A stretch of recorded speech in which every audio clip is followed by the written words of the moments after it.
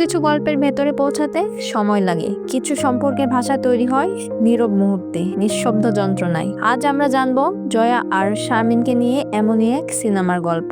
এই সিনেমা শুধু একটি গল্প নয়, এটি এক সময়ের প্রতিচ্ছবি, এক অভিজ্ঞতা যা আমাদের ভেতরের ভয়, সাহস আর সম্পর্কের ভাঙা গড়ার কথা বলে। 2020 সাল, করোনা মহামারীতে থমকে গেছে গোটা বিশ্ব।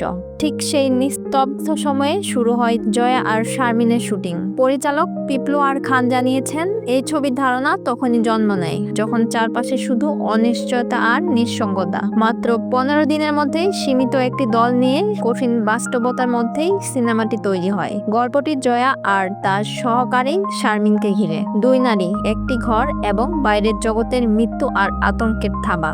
এই ঘরের ভেতরে তারা নিজেদের জন্য তৈরি করে এক ছোট্ট নির্ভরশীল জগৎ। তাদের সম্পর্ক বন্ধুত্বে গড়ে ওঠে, আবার ভয় আর ভুল বুঝাবুঝিতে ফাটল ধরতেও দেরি হয় না।